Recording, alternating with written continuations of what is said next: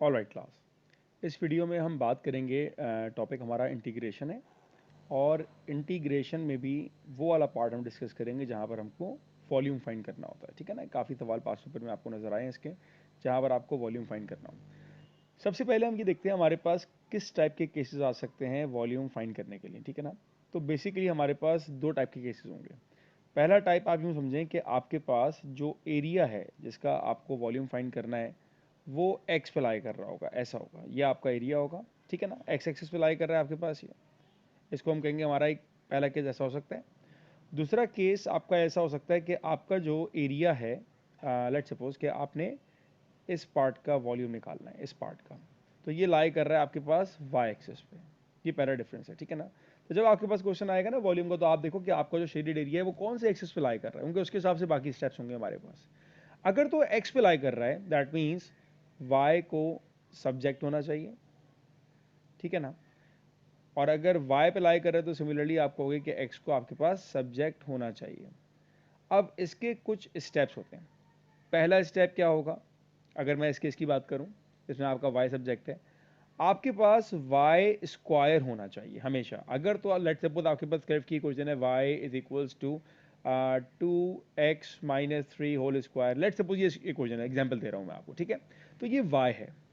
जब आपको वॉल्यूम के लिए वर्किंग करनी होगी तो आपको लाजमी वाई स्क्वायर पता होना चाहिए। अगर वाई स्क्वायर नहीं पता, मुझे वाई पता है, तो मैं क्या करूंगा, वाई पे स्क्वायरिंग करूंगा ऑन बोथ साइड्स। ये वाला मेथड ऑप्ट कर लेंगे हम लोग। ठीक है ना, अगर इस तरह की एग्जांपल आएगी मैं आपको उसके बाद एक पास्ट पेपर एग्जांपल भी कराऊंगा कि क्या मतलब है इस बात का। तो पहला स्टेप तो ये हुआ कि आपके पास वाई स्क्वायर होना चाहिए। दूसरा स्टेप क्या हुआ, आपने इंटीग्रेट करना है, और इंटीग्रेट करके आपने लिमिट्स पुट करनी है जो आपको क्वेश्चन में दी जाएंगी या जो आप फाइंड आउट करोगे। ऑलराइट, तो आपने उसको इंटीग्रेट कर दिया। तीसरा स्टेप, आपके पास जो इंटीग्रेट किया हुआ आंसर आएगा उसको आपने मल्टीप्लाई करना है, मल्टीप्लाई विद पाई। ये आपके तीन स्टेप्स हैं जब आपके पास क्वेश्चन कोई वॉल्यूम का आएगा। पहला स्टेप क्या होगा, आपके पास एक्स वाई स्क्वायर होना चाहिए, फिर आपने उसको इंटीग्रेट किया है, इंटीग्रेट पे आपने लिमिट्स अप्लाई करी, और जो भी आपका आंसर आएगा उसको आपने एंड पे मल्टीप्लाई करना है पाई से। अगर यही सारा सिनेरियो होता लेकिन आपका एक्स सब्जेक्ट होता तो सब कुछ सेम होता, बस यहाँ पर पहला स्टेप में एक्स का स्क्वायर चाहिए होता आपको, फिर आप इंटीग्रेट वाई को करोगे, लिमिट्स आपने ए से लेके बी अप्लाई करना है, ये आपका ए है, ये आपका बी है, और एंड का स्टेप वही है कि आपने इसको पाई से मल्टीप्लाई करना है। ठीक है, ये तो हुआ बड़ी जनरल सी डिस्कशन। अब इसको अप्लाई कैसे करते हैं आप ये देखें। ऑल राइट, तो मैंने एक क्वेश्चन निकाला हुआ है पास्ट पेपर्स का, it's November 2018 paper 1-3। Diagram shows part of the curve y equals to 2 times 3x minus 1 to the power negative 1 over 3 and the line x equals to 2 over 3 and x equals to 3. The curve and the line x over 2 over 3 intersect at point A. Find show the necessary working the volume obtained when the shaded region is rotated through 360 degree about the x axis। देखिए case कौन सा है, आपके पास जो area है shaded का वो कहाँ लाई कर रहा है, वो एक्स एक्सिस पे लाई कर रहा है। इसका मतलब है कि आपके पास सब्जेक्ट y को होना चाहिए, तो y हमारा ऑलरेडी सब्जेक्ट बना हुआ है। y is equals to 2 times of 3x minus 1 to the power minus 1 over 3। अब मैंने आपको क्या कहा था कि आपको तो वाई स्क्वायर चाहिए होता है, तो पहली चीज जो हमें आज स्टार्ट करनी है, दोबारा पहला स्टेप लगेगा, we need to apply square on both sides. Alright, जब आपने स्क्वायरिंग कर दी तो आपके पास एक्सप्रेशन इक्वेशन ये आएगी, वाई स्क्वायर इक्वल्स टू 2 का स्क्वायर 4, ये हो जाएगा आपके पास 3x minus 1 to the power minus 2 over 3। ये आपका पहला स्टेप हो गया। ठीक है जी, मैं आपको स्टेप भी दिखाता हूँ। ये देखें, ये पहला स्टेप हो गया कि हमने वाई स्क्वायर कर लिया। ठीक है, अब आते हैं हम दूसरे स्टेप पर। अब आपने करना है इसको इंटीग्रेट। ठीक है बेटा, इंटीग्रेट आपने स्टार्ट किया 4, ये इंटीग्रेट होगा तो इसका आंसर क्या आएगा आपके पास, इट विल बी, चले मैं पहले लिख दूं उसको, ये हम इंटीग्रेट कर रहे हैं 3x minus 1 to the power minus 2 upon 3, और मैंने इसको इंटीग्रेट किया, so that will be equals to 3x minus 1 to the power minus 2 upon 3 में आपने क्या करना होगा, प्लस 1 करना होता है हमें, तो 3 minus 2 that will be 1 over 3, तो whole power 1 upon 3 and divided by whole power, और यहाँ पर एक हमारे पास 3 भी आएगा, ये वाला 3 जो है। ठीक है, तो that gives you the value of 4 times 3x minus 1 to the power 1 over 3। अब यहाँ पर हमारे पास लिमिट्स भी असाइन है, इसकी लिमिट क्या है, यहाँ पर x की वैल्यू मेरे पास 2/3 और 3 है, तो मेरे पास जो लिमिट्स हैं इट इज़ फ्रॉम 2/3 टू 3। अब मैं यहाँ पर लिमिट्स पुट करूँगा तो 4 अपनी जगह आ जाएगा बेटा। अब यहाँ पर आ जाए, जब x की जगह मैंने अपर लिमिट पुट करी दैट इज 3, तो ये क्या आएगा 3x minus 1 to the power 1/3 upper limit minus lower limit 3x minus 1 to the power 1/3। Alright, limits मैंने प्लेस कर दी। अब लिमिट्स पे x की जगह आएगा अपर लिमिट पे हमारे पास 3 और लोअर लिमिट पर आएगा 2/3। ऑलराइट, अब मैं इसको सिंप्लीफाई कर लूंगा, तो 4 तो अपनी जगह, 4 तो दोनों से मल्टीप्लाई होगा एंड पे, 3 3s are 9, 9 minus 1 is 8, 8 to the power 1/3 minus 3 और 3 कैंसिल हो गया, 2 minus 1, 1 to the power 1/3, 4 8 to the power 1/3 is 2 minus 1 that is 1। तो आपके पास इसका इंटीग्रेटेड आंसर आ गया 4। आपके पास इंटीग्रेट आंसर आ गया, जरा जाके देखते हैं भाई फाइनल स्टेप क्या था। इंटीग्रेट वाई स्क्वायर किया, इंटीग्रेट किया और अब मल्टीप्लाई करना है पाई से। तो अब जो मेरा लास्ट आंसर होगा मैं क्या करूंगा, सिर्फ इसको मैं लिखूंगा भाई वॉल्यूम इज इक्वल्स टू 4 को मल्टीप्लाई कर दिया पाई से और 4 पाई, ये जो है ना ये आपका वॉल्यूम आ गया जब ये शेडेड डिवीजन रोटेट होगा 360 degree about the x axis. ये आपके पास इसका आंसर है। इसका पार्ट 2 मैं अभी नहीं करवा रहा हूँ कि ये वीडियो सिर्फ वॉल्यूम वाले पार्ट के लिए, ठीक है। So let's take one more example, इसके बाद इंशाल्लाह और समझ में आ जाएगी चीज़ आपको किस तरह करना है। पहली चीज़ कौन सा केस है भाई, जहाँ पर आपका एरिया जो है वो एक्स अप्लाई कर रहा है, that means why should be the subject और वाई यहाँ पर ऑलरेडी सब्जेक्ट बना हुआ है। तो मेरे पास वाई जो है वो है 3x टू द पावर 1/4।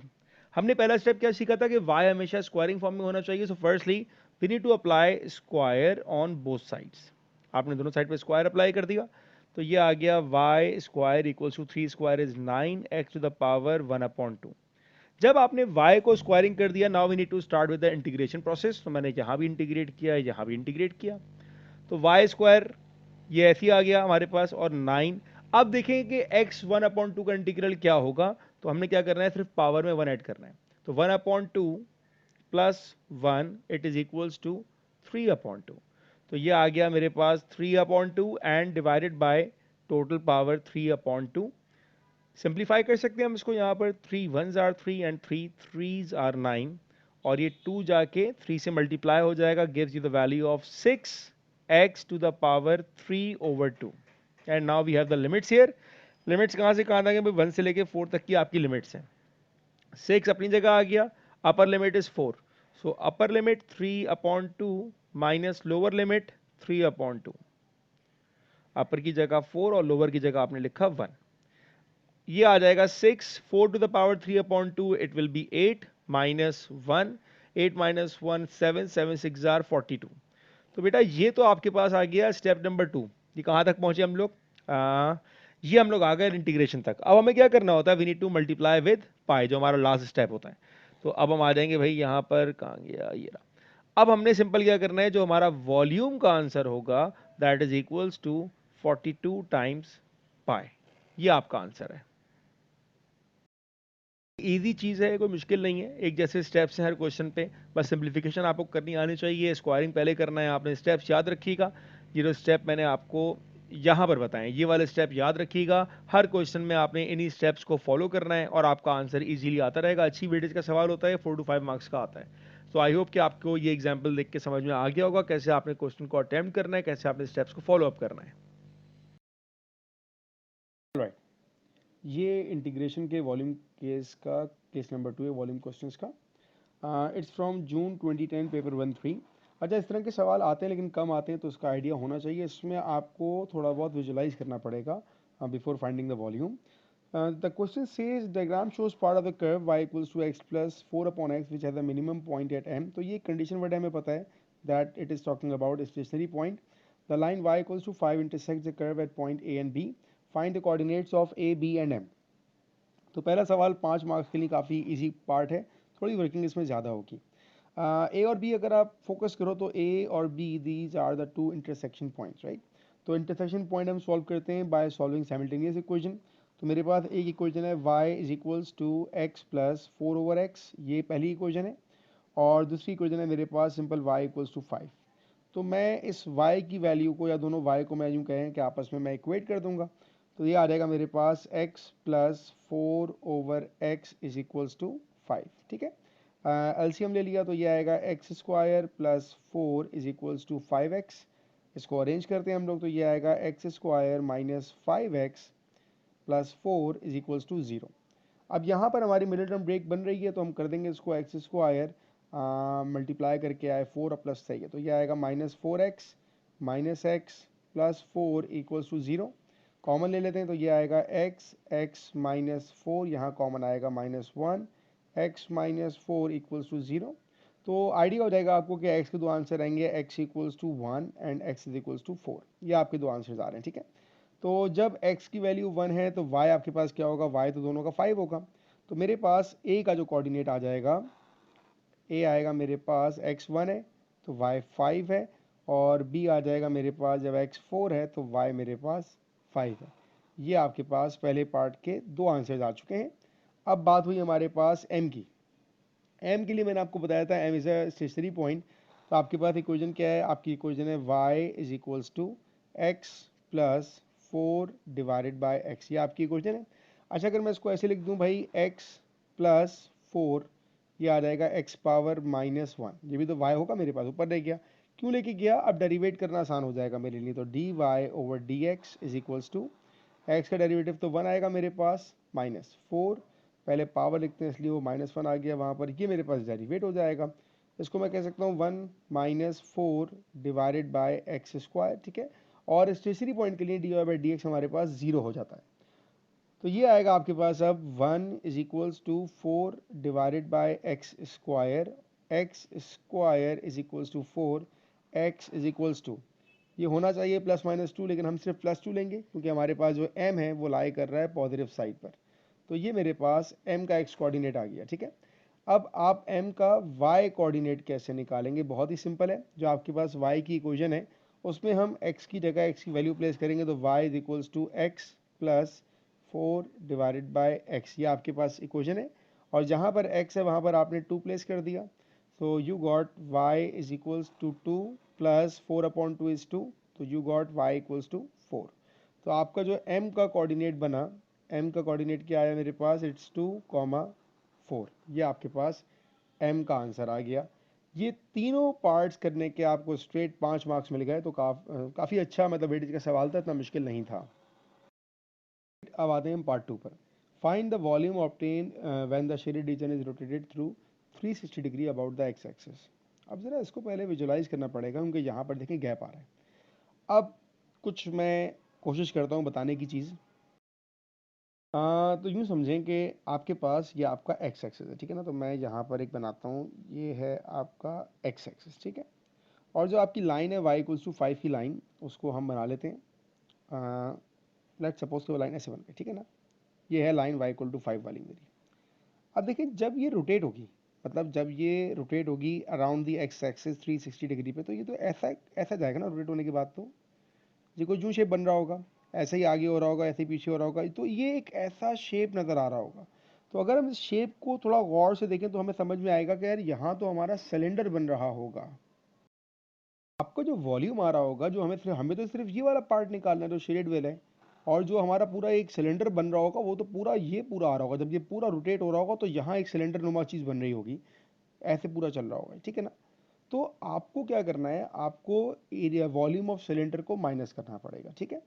अच्छा जी, उस वॉल्यूम ऑफ सिलेंडर की अगर हम डायमेंशन देखें कि उसकी वैल्यूज हमारे पास क्या होंगी, तो ये जो पार्ट होगा हमारा ये वाला, that plays important role for radius. ये 5 इसकी हाइट है, तो मेरे पास जो रेडियस होगा इसका वो आएगा 5 का, ये रेडियस आ गया इसका, ठीक है। अगर हम बात करें इसकी हाइट की, तो इसकी हाइट हमारे पास, थोड़ा मैं रब कर दूं, इसकी हाइट हमारे पास यहाँ से होगी, जहाँ पर ए की वैल्यू और बी की वैल्यू, ये इसकी हाइट है। तो ए और बी के कोऑर्डिनेट्स हम निकाल चुके थे, यहाँ पर 1,5 थे और यहाँ पर 4,5 था। तो मेरे पास जो इसकी हाइट आएगी दैट लीड्स टू 3, सही ना, 4 - 1 3। तो ये हाइट मेरे पास आ चुकी है इसकी 3। तो मैं यहाँ पर पहला एक काम करता हूँ कि वॉल्यूम निकाल लेता हूँ मैं सिलेंडर का। That is pi r square h. ठीक है, आपके पास रेडियस आपको मैंने बताया था 5 है, हाइट आपके पास 3 है, so you got 25 into pi into 3, right. 25 3s are 75 pi. ये तो आ गया मेरे पास वॉल्यूम ऑफ सिलेंडर। अब आते हैं हम लोग वॉल्यूम, ये तो कर्व का होगा और मैंने आपको बताया था इसके स्टेप्स क्या होते हैं हमारे पास। अब जो पार्ट हमारा शुरू होगा ना, वो वही पार्ट होगा जो हम केस 1 में हमने किया था। हमारे पास इक्वेशन है y is equals to x plus 4/x। अब मैं निकालूंगा वॉल्यूम अंडर द कर्व। उसकी कंडीशन आपको पता है कि पहले आपके पास y स्क्वायर होना चाहिए, तो हमने अप्लाई स्क्वायरिंग करी ऑन बोथ साइड्स, तो that gives the value of x plus 4/x whole square. अच्छा, यहाँ पे लगेगी आपकी identity a square plus 2ab, तो 2 4 जार 8 हो जाएगा, x और x कैंसिल कर जाएगा मेरा, प्लस b स्क्वायर क्या हो जाएगा 16/x स्क्वायर। ये आ गया मेरा y square. Alright, y square आने के बाद आपको क्या करना होता है, you need to integrate y square. तो मैंने यहाँ इंटीग्रेट करना स्टार्ट किया। एक्स स्क्वायर इंटीग्रेट क्या हो जाएगा x³ प्लस 8 का इंटीग्रल 8x प्लस, अच्छा 16x स्क्वायर को पहले हम ऐसे लिखेंगे 16x पावर -2 करके, ठीक है, ये ऐसे लिखा मैंने। अब मैं इसको इंटीग्रेट करूंगा तो क्या आएगा 16x to the power -2 + 1 -1 divided by -1, और लिमिट्स मेरे पास कहाँ से कहाँ तक है, वो जो हमारी a और b की वैल्यूज थी from 1 to 3, let me confirm, हाँ 1 से लेके 4। तो लिमिट्स मेरे पास कहाँ से कहाँ तक आएंगी, 1 से लेके 4 तक आ जाएंगी बेटा। ये आ गया 1 से लेके 4। अब लिमिट्स अप्लाई करना शुरू करते हैं। अपर लिमिट 4 4 का cube upon 3 plus 8 4 jar 32 plus, plus नहीं होगा अब ये माइनस हो जाएगा, क्यों भाई, क्योंकि प्लस माइनस इज माइनस, और ये आएगा 16x पावर -1, इसका मतलब अपॉन में x आ जाएगा, तो ये हो जाएगा अपॉन 4। ठीक है, ये आ गई मेरे पास upper limit minus lower limit. Lower limit में 1 आएगा x की जगह, तो ये आएगा बेटा 1/3 प्लस 8 माइनस 16, ये लोअर लिमिट आ गई मेरे पास। सिंप्लीफाई करेंगे इसको, so that gives the value of 64 divided by 3 plus 32 minus 16 divided by 4 minus 1/3 और प्लस 8 माइनस 16 इज -8। इसको हम इजीली कैलकुलेटर पर सॉल्व कर सकते हैं। इसको सॉल्व किया, मेरा आंसर आया 148/3 माइनस, इसको करते हैं 1 डिवाइडेड बाय 3 और -8, that gives you the value of -23/3। तो ये हो जाएगा प्लस 23 डिवाइडेड बाय 3। ऑलराइट, आप इसको सिंप्लीफाई करेंगे तो 148 प्लस 23 इट्स 171/3। तो ये तो आपके पास वो वाला एरिया आ गया जो कर्व के अंडर आ रहा था, ठीक है ना, एरिया अंडर द कर्व सारा निकाल लिया आपने। इसमें से आपने माइनस करना होगा वॉल्यूम ऑफ सिलेंडर, वो आया था 75। अच्छा, इसको पहले पाई से मल्टीप्लाई भी तो करना होता है हमें। तो जो आपका वॉल्यूम आएगा दैट इज 171/3 पाई। ऑलराइट, और जो अब आपको चाहिए था, आपको तो शेडेड वॉल्यूम चाहिए था, तो अब हम करते हैं शेडेड वॉल्यूम। शेडेड वॉल्यूम क्या होगा भाई, वॉल्यूम जो आपने निकाला कर्व का 171/3 पाई, उसमें से आपने माइनस करना होगा वॉल्यूम ऑफ सिलेंडर जो मेरे पास आया था 75 पाई, -75 पाई।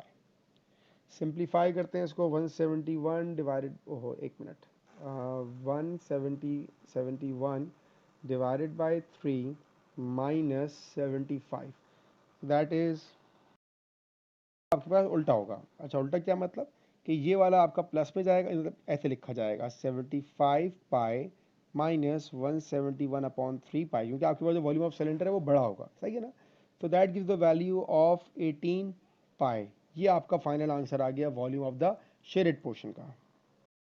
याद रखें कुछ बातें, मैं आपको बताता हूँ कैसे पता लगेगा। देखिए, आपने एक सवाल मैंने आपको ये बताया था, सही है ना, और उससे पहली वीडियो में एक सवाल हमने ये किया था। अब देखिए, जब आपके पास जो एरिया है वॉल्यूम का वो बिल्कुल मिला हुआ है ना, एक्स एक्सिस से कोई गैप नहीं है, तो वहाँ पर ये सिलेंडर वाला चक्कर नहीं आएगा। इसके ऊपर एक और भी सवाल शायद हमने किया था, ये वाला। देखिए, यहाँ भी जो है ना सिलेंडर बिल्कुल लगा हुआ था, यहाँ पर एक्स एक्सिस चिपका हुआ था, कोई गैप नहीं था, कोई गैप नहीं था, सिलेंडर नहीं आ रहा था। लेकिन जो हमने लास्ट एग्जाम्पल की है, लास्ट एग्जाम्पल देखिए, यहाँ पर जब ये घूमेगा तो ये वाला भी तो एरिया सारा कवर कर रहा होगा। तो जब आपके पास ऐसा सिनेरियो आ जाए ना कि गैप आ जाए, बिल्कुल इन कांटेक्ट नहीं है आपका एरिया, तो वहां पर आपका सिलेंडर वाला मेथड अप्लाई होगा।